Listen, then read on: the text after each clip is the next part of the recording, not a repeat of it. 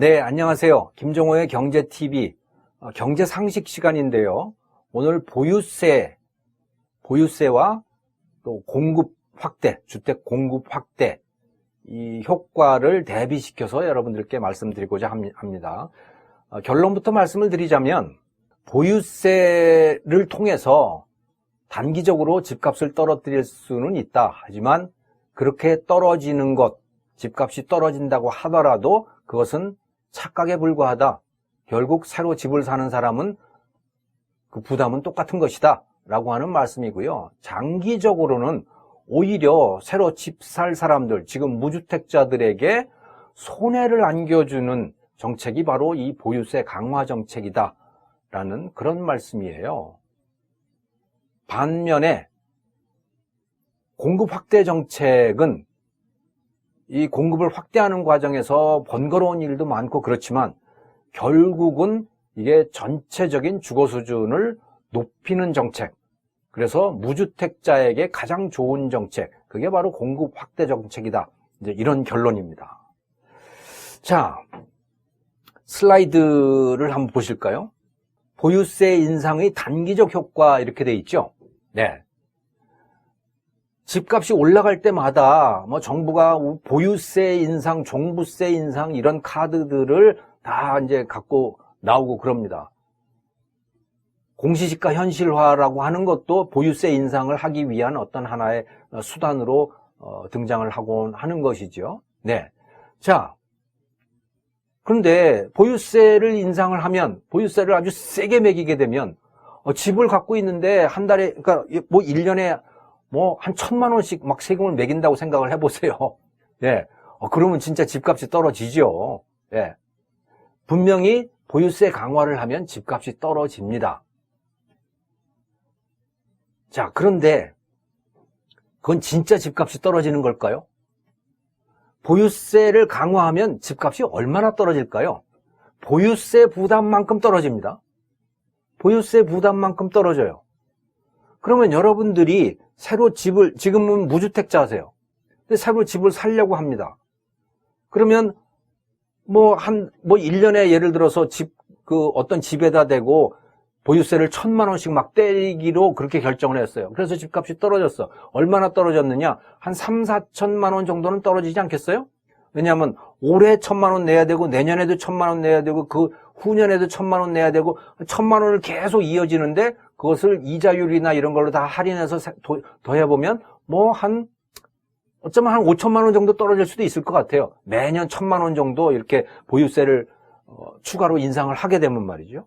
자, 그래서 5천만 원을 떨어졌어요. 그러면 여러분은 분명히 무주택자인 상태에서 집을 살려고 할 때 그 집을 5천만 원 낮게 살 수 있죠. 그건 분명한 사실이에요. 그래서 무주택 서민에게 좋아 보여요, 그게. 그런데 그건 집을 살 때 그런 것이고 사고 나면 어때요? 여러분도 마찬가지로 그 1,000만 원이라고 하는 세금을 계속 내야 되는 겁니다. 그것만큼 떨어진 거예요. 그것만큼 집값이 떨어진 겁니다. 그래서 그걸 다 더하면 얼마예요? 그 5천만 원이 되는 거예요. 떨어진 만큼 여러분들은 세금으로 집을 산 순간부터 세금으로 그걸 내야 되는 거죠. 그러니까 여러분들이 세금까지 포함해서 생각을 해보면 여러분들이 무주택자가 집을 샀을 때 부담하는 그 집을 갖기 위해서 부담해야 되는 그 금액은 어떻게 된 거냐? 똑같아요. 달라진 거 아무것도 없어요. 달라진 거 아무것도 없어요. 자, 그래서 여기에 그래프 보이시죠? 이 슬라이드에. 여기 보면 이해득실이라고 돼 있잖아요. 이해득실. 여기 보면 신규 구입자라고 하는데 불변이라고 돼 있죠? 그렇잖아요. 집이 없어서 이제 새로 샀어요. 그런데 5천만 원이 떨어졌어. 보유세가 강화된 만큼 떨어진 거예요. 그런데 그 5천만 원은 여러분들이 매년 세금으로 1,000만 원씩 내가지고 그게 합친 게 5천만 원이잖아요. 그것까지 더하면 어떻게 돼요? 결국 똑같은 거예요. 똑같은 거예요. 그래서 새로 집을 사는 사람은 보유세 강화가 돼가지고 집값이 떨어진다고 하더라도 결국은 부담하는 돈은 똑같아요. 그러면 기존의 집을 갖고 있는 사람은 어떻게 되죠? 5천만 원만큼 집값이 떨어졌으니까 손해를 보죠. 예. 그렇습니다. 그래서 기존에 집을 갖고 있는 사람은 손해본 거야. 새로 집 살 사람은 이익인 것 같지만 이익이 아니에요. 왜냐하면 그만큼 똑같은 액수를 세금으로 내야 하기 때문에 그런 거예요. 그럼 기존의 주택 보유자는 손해보고 새로 집을 사는 사람은 손해도 이익도 아니고, 그러면 그 사람이 그 기존 주택 소유자가 본 손해는 어디로 갔죠? 그건 다 세금으로 들어간 거 아니에요? 그럼 정부는 이익 받죠. 이해득실의 구조는 이렇게 되는 겁니다. 보유세를 강화를 하게 되면 기존 주택 소유자는 손해를 본다. 새로 집을 사는 사람은 손해도 이익도 아니다. 정부는 이익을 본다. 이렇게 되는 거죠. 이게 바로 보유세 인상을 두고 나타나는 이해득실의 구조인 겁니다. 그런데 사람들은 착각을 해. 집값이 떨어지니까 마치 내가 집을 싸게 살 수 있을 것처럼, 물론 싸게 사지만 그 대가는 높은 세금이에요. 세금을 그만큼 부담을 해야 되는 거예요. 그리고 그렇게 부담한 세금들은 다 어디로 가느냐? 정부로 가는 거죠. 이게 바로 역학관계입니다. 자, 그런데 여기 주거수준은 불변 이렇게 돼 있잖아요. 왜 불변이라고 돼 있느냐? 뭐 그건 단기적으로 봤을 때 뭐 집은 똑같으니까 거기 집에 들어가서 살 수 있는 사람들의 숫자는 똑같다. 살 수 있는 주거 면적도 똑같다라고 하는 거예요. 근데 이 주거 수준이 장기적으로 보면 달라지게 됩니다. 시간을 두고 보면 달라지게 되는 거예요. 오히려 떨어지게 되는 거죠. 이 슬라이드를 한번 봐주시기 바랍니다. 보유세 인상의 장기적 효과 이렇게 돼 있잖아요. 장기적 효과, 이것은 뭐냐면 시간을 두고 점점 더 이 주택 재고가 변하게 되는데 집이 잘 안 지어지게 된다는 얘기입니다. 이 보유세를 인상을 하게 되면. 왜냐? 왜 안 지어지느냐? 자, 집을 사는 사람의 입장에서 보면 이거 집을 사놓으면 내 보유세 부담이 굉장히 커지네? 라고 생각을 할 거 아니에요? 그러면 집을 건설하는, 그러니까 그 건설업자가 새 집을 만들어가지고 분양가를 붙여야 될 때 그 분양가를 옛날하고 똑같이 붙일 수 있어요? 옛날하고 똑같이 붙이면 안 팔리는 거예요, 집이. 왜? 집을 사야 되는 사람은 이제 보유세 부담까지 같이 계산을 넣어야 되잖아요. 그러니까 건설업자가 매길 수 있는 분양가가 떨어질 수밖에 없어. 그렇기 때문에 그만큼 주택 건설량이 줄어들게 되는 거예요. 왜? 자기가 가져갈 수 있는 돈이 줄어들잖아요. 그러니까 주택 공급이 그만큼 줄어들게 돼. 보유세가 낮을 때에 비해서 보유세가 높아지게 되면 주택 공급이 그만큼 줄어들게 된다라고 하는 거죠. 그러면 보유세가 낮은 것보다도 그러니까 주택 공급이 점점 줄어들게 되면 주택 가격이 어떻게 되겠어요? 올라가게 되는 거죠. 공급이 줄어들게 되니까 또는 상대적으로 덜 늘어나게 되니까 주택 가격이 올라가게 되는 거예요. 그러니까 처음에는 단기적으로는 주택 가격이 떨어지는데 차츰 올라가게 된다. 왜? 주택 공급이 원활해지지가 않기 때문에. 예, 그런 효과가 나타나는 거죠. 그래서 기존 집주인들의 입장에서 보면 처음에는 엄청 떨어졌는데 조금 지나면 다시 올라가기 시작하는 거죠. 그래서 이게 어느 정도까지 될지는 불확실하다라고 하는 거예요. 그런데 새로 집을 사야 되는 사람의 입장에서 보면 어떠냐? 이 사람은 손해인 거죠. 왜? 분양가가 떨어지긴 하는데 그 보유세 인상된 것만큼 떨어지진 않은 거예요. 그러니까 보유세까지 합치게 되면 결국은 새로 집을 사는 사람들의 입장에서는 부담이 더 늘어나게 되는 거예요. 그리고 나라 전체로 또는 도시 전체로 봤을 때는 주택 재고가 상대적으로 줄어들기 때문에 전체적으로 주거 수준도 떨어지게 되는 겁니다. 이런 그림이 그려지는 거죠. 이때도 역시 정부는 이익이에요. 세금이 일어나면 정부는 이익인 거죠, 늘. 예. 그런데 여기서 가장 큰 손해를 보는 사람은 무주택자들, 새로 집을 구해야 되는 사람들, 이런 사람들이 가장 큰 손해를 보게 되는 겁니다. 그러니까 보유세 인상이라고 하는 것은 처음에 그것을 통해 가지고 집값이 세부담만큼 떨어지기 때문에 좋은 정책인 것처럼 생각이 들지만 처음부터도 그거는 신규 분양자, 그러니까 새로 집을 구하는 사람의 입장에서는 손해도 이익도 아닌 것이다. 왜냐하면 그 집을 싸게 산 만큼 세금을 부담해야 되기 때문에. 그리고 시간이 지나면서는 어떻게 되느냐? 주택 공급이 줄어들기 때문에 상대적으로 집을 구하기가 오히려 더 어려워지고 부담도 더 늘어나고 하는 그런 정책이 되어버린다. 주거 수준을 악화시키는 그런 정책이 된다라고 하는 이제 그런 말씀으로 요약이 될 수 있겠어요. 그래도 집 가지고 있는 것을 이렇게 귀찮게 하고 막 이렇게 되면 그만큼 투기가 줄어들지 않겠어? 이런 생각을 당연히 가질 수 있죠. 그것도 착각입니다. 세금을 많이 매기게 되면 매기는 당시에는 떨어진다. 단기적으로는 집값이 떨어진다는 말씀을 드렸잖아요. 처음부터도. 하지만 계속 올라가게 돼요. 이거는 이미 높은 세금을 매기고 있는 다른 나라들의 케이스를 보면 알 수가 있는데, 예를 들어서 미국이 지난번 그 공시지가 현실화할 때도 말씀을 드렸습니다만은 미국이라는 나라가 재산세가 굉장히 높거든요. 예. 그건 주민들이 그렇게 결정을 한 거예요. 동네 살림을 살아야 되기 때문에. 예. 그렇게 해서 그렇게 결정을 했는데, 그러면 재산세가 우리보다 한 5배 정도 더 높다고 보시면 돼요. 미국은 대체로. 예. 우리나라가 재산가액의 한 0.2 내지 0.3% 정도를 매년 내고 있는데, 예. 그런데 미국 같으면 한 1%를 내거든요. 그러니까 5억짜리 아파트라고 그러면 우리나라는 한 연 100만 원 낸다고 보면 미국은 한 500만 원 냅니다.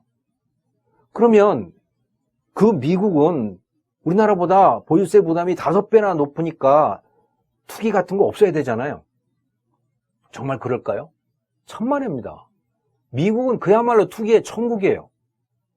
이 슬라이드를 한번 보시기 바랍니다. 이 슬라이드에 나오는 이 사진이 있죠. 이게 샌프란시스코에 있는 그 주택들입니다만은 샌프란시스코의 주택 투기가 야단 법석이에요. 그래가지고 여기 보면 이 스페큘레이터스, 이 투기꾼들이 한다고 야단 법석이 난 그런 기사를 여기 보여주고 있는 거죠. 그리고요, 옆에 보시면요, 그래프가 있잖아요. 그래프가 2011년과 지금 2017년을 비교를 하고 있거든요. 이게 어떻게 됐느냐? 2011년에 지수로 봤을 때 샌프란시스코의 가격이 200, 지수로 215였거든요. 근데 2017년에 그게 얼마가 됐냐면 400이 됐어요. 그러니까 한 5년 사이에 2배가 된 거예요. 5년 사이에 2배가 된 거예요. 우리나라가 5년 사이에 2배가 됐으면요, 나라 뒤집혔을 거예요. 예를 들어서 지금 10억짜리 집이 5년 후에 20억이 된다라고 하면 그거 우리는 가만히 안 있어요. 근데 여기 그래프를 보시면 이거 거의 수직 상승을 하고 있거든요. 그런데 샌프란시스코는 다시 말씀을 드리지만 이게 샌프란시스코 집값이에요.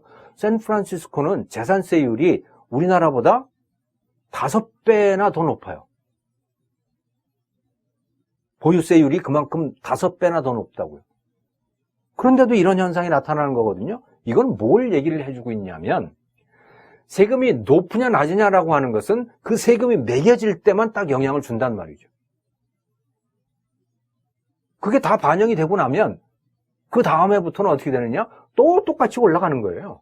똑같이 올라가는 거죠.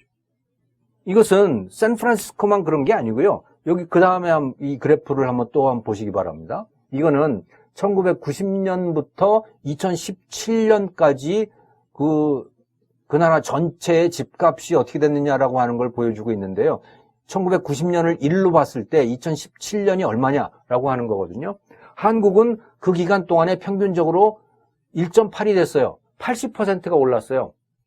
그러니까 27년 동안 1990년부터 2017년까지 27년이잖아요. 27년 동안 1에서 1.8이 됐으니까 80% 오른 거예요. 그런데 비교하고 있는 데가 어디냐면 미국과 덴마크예요. 왜 이걸 비교를 했냐면 두 나라 다 재산세가 세계에서 가장 비싼 나라들이기 때문에 그런 거예요. 자, 미국 2.5가 됐잖아요. 그 1990년부터 시작해가지고 2017년까지 27년 동안 한국은 80%가 올랐는데 미국은 얼마가 올랐냐? 150%가 올랐어요. 그래가지고 90년을 1로 했을 때 2017년은 2.5가 된 거예요. 덴마크는 어떻게 됐느냐? 3.5가 됐죠? 그러니까 그 같은 기간 동안에 한국이 80%가 올랐는데 덴마크는 250%가 올랐어요.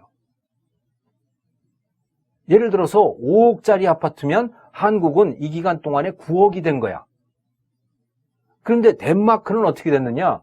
5억짜리 아파트가 18억이 된 거예요. 우리나라 같았으면 정말 뭐 혁명이 나도 몇 번 났을 텐데 이런 일이 벌어지고 있는 겁니다. 이 나라 근데 우리나라보다 재산세율이 4배, 5배가 높아요. 이 데이터들은 지금 뭘 말해주고 있느냐? 보유세를 가지고 집값 뛰는 거를 막을 방법이 없다라고 하는 것을 이야기를 해주고 있는 겁니다. 보유세는 지난번에도 이미 말씀을 드렸지만 보유세의 가장 좋은 용도는 지방 주민들이 동네 살림을 사는 재원을 마련하는 용도예요. 그게 가장 좋아요. 근데 우리는 이걸 자꾸 투기 억제 수단으로 쓰고 부자들 거 뺏어오는 수단으로 쓰고 뭐 이렇게 되는 거죠. 절대 성공할 수 없습니다. 그리고 그것은 오히려 주거 수준을 악화시키는 거예요. 주거 수준을 정말 높이고자 한다면 서민들이 집을 쉽게 장만하고자 한다면 좋은 방법은 보유세 인상이 아니고 공급을 늘리는 거예요. 자, 이 그래프를 한번 보시기 바랍니다. 이것은 1980년대부터 시작을 해가지고 2017년까지 강남의 아파트 가격을 쭉 보여주고 있는 겁니다. 여기서 그 오렌지색으로 되어 있는 그래프가 강남의 아파트 가격을 보여주고 있는 거예요. 예. 그런데 제가 여기에 그 초록색으로 박스를 이렇게 해놨잖아요. 이게 강남 아파트 가격이 떨어졌던 시절입니다. 첫 번째 이 박스가 뭐냐면 여기 보면 1991년 그 무렵부터 이 아파트 값이 확 떨어지거든요. 제가 직접 그 당시에 1990년 그 무렵에 지금 문정동, 가락동 그 패밀리 아파트에 살고 있었는데 제가 직접 경험을 했었어요. 그때 그 패밀리 아파트 값이 거의 3분의 1이 떨어졌어요. 네. 근데 이때 무슨 일이 있었냐면 분당 신도시 1기 신도시 아파트들이 입주를 하기 시작했어요. 그리고 강남 사람들이 그때 본격적으로 분당으로 이주해 가기 시작했어요. 즉 공급이 어마어마하게 많아졌던 거죠. 그 분당 신도시, 평촌, 일산, 중동 어디예요? 산본, 수도권 5개 신도시가 그때 생겨나게 된 거죠. 그래서 공급이 어마어마하게 늘었어요. 서울에.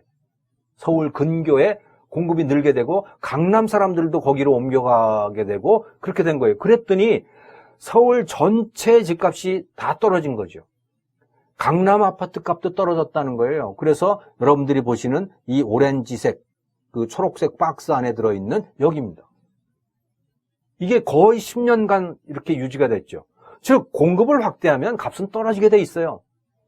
그리고 단순히 값만 떨어지는 게 아니고 보유세 인상을 하게 되면 값만 떨어지잖아요. 값만 떨어지고 누구도 좋아지는 사람은 없어요. 정부 빼고는. 그런데 이 공급 확대는 사람들이 좋은 곳에서 널찍하게 새 집에서 살 수가 있는 거예요. 그렇잖아요? 기존에 있는 집들은 그대로 있는 거고 거기에 또 새로운 집들이 생겨나니까 얼마나 넓게 살 수가 있습니까? 새로운 집에서 살 수가 있잖아요. 재건축이라고 하는 거는 이거보다는 좀 복잡하죠. 왜냐하면 기존의 것을 헐어내고 거기다가 새로운 것을 짓는 거니까. 좀 복잡해요.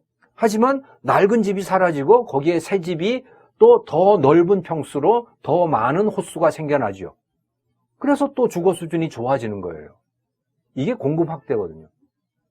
자, 그 다음에 두 번째 오른쪽에 또 그 초록색 박스가 하나 있잖아요. 이것은 2011년 거업 무렵이죠. 2010년, 11년 거업 무렵인데 이거는 또 언제냐면 이때도 이제 강남 아파트가 떨어집니다. 이때는 잠실에 엘스니 무슨 트리지움이니 이런 아파트들이 거기에 잠실에 주공 아파트들이 많이 있었잖아요. 그런 것들이 헐리고 거기에 새로운 고급 아파트들이 대규모로 들어서게 되면서 강남 집값이 또 떨어지게 된 겁니다. 이것도 공급 확대예요. 지금도 그런 일이 벌어지고 있죠. 가락동에 그 시형 아파트 헐고 거기에 헬리오시티라고 하는 게 지금 들어서 가지고 야단이 났잖아요. 거기에 들어올 사람을 못 구해가지고 야단이 났죠. 그래서 무슨 그 전세값이 거의 2억으로 떨어졌대나 아무튼 그러죠. 집값은 물론 거기에 따라서 떨어지죠. 그러니까 말씀드리고자 하는 것은 이거예요. 새로 주택을 공급을 하게 되면 그것과 대체 관계 또는 경쟁 관계에 있는 그 지역, 인근 지역의 주택 가격이 전반적으로 다 떨어지게 됩니다. 그런데 떨어진다고 해가지고 정부만 득을 보느냐? 그게 아니죠. 그게 아니고 거기에 옮겨서 사는 사람들이 다 좋아지게 되는 거죠. 근데 손해보는 사람들이 있지요. 누구냐? 기존의 집을 갖고 있는 사람들은 손해를 보게 돼요. 왜? 값이 떨어지니까. 값이 떨어지니까. 하지만 무주택 서민들은 정말 좋죠. 왜? 넓은 집에 더 싼 값에 들어갈 수가 있게 되니까 그렇다는 거예요. 그래서 정리를 해보자면 이렇습니다. 이 슬라이드에서 보시듯이 공급 확대의 효과, 공급이 증가하고 그래서 가격이 떨어진다. 그리고 주거 수준 자체가 높아지게 된다는 거죠. 그러면 이해 득실의 구조는 뭐냐? 기존 집주인은 대체로 손해를 봐요. 그중에 이익 보는 사람도 있어요. 예를 들어 재건축을 하게 될 경우에 그 자기 집을 재건축해서 그 최종적으로 그 집을 갖게 된 사람들은 이익을 보는 경우가 많이 있죠. 하지만 그게 아니고 그 주변에 있는 집주인들은 어떻게 되느냐? 그건 손해를 보게 돼요. 집값이 떨어지게 될 테니까. 정부도 좋은 집이 생기니까 이익인 거죠. 그런데 여기서 가장 큰 이익을 보는 사람은 신규 구입자예요. 무주택 서민이라고 하는 사람들인 거죠. 왜? 값이 그렇게 떨어지니까 전세값도 떨어지고 매매값도 떨어지고 그 낮은 가격을 가지고 옛날보다 훨씬 더 좋은 집을 살 수 있게 되기 때문에 그렇다는 거죠. 네. 그리고 전체적으로 주거 수준은 높아진다. 이게 공급 확대의 효과인 겁니다. 보유세 인상을 하게 되면 기존 집주인들이 손해를 보고 마치 무주택 서민도 좋아지는 것 같지만 값이 떨어져서 하지만 결국은 다 그것은 세금으로 낸다 이거죠. 값이 떨어지는 만큼은. 근데 장기적으로 보면 오히려 보유세 인상은 무주택 서민들에게 손해를 안겨다 준다. 근데 공급 확대를 하게 되면 어떻게 되느냐? 무주택 서민이 제일 좋아진다라고 하는 거예요. 자, 사정이 이러함에도 불구하고 왜 사람들은 보유세 인상, 그것도 부자들에 대한 보유세 인상을 이렇게 좋아할까? 왜 그걸 지지할까? 왜 공급 확대라고 하는 거는 시큰둥하게 생각을 할까? 그건요, 부자들을 미워하는 그 감정이 너무 세기 때문에요.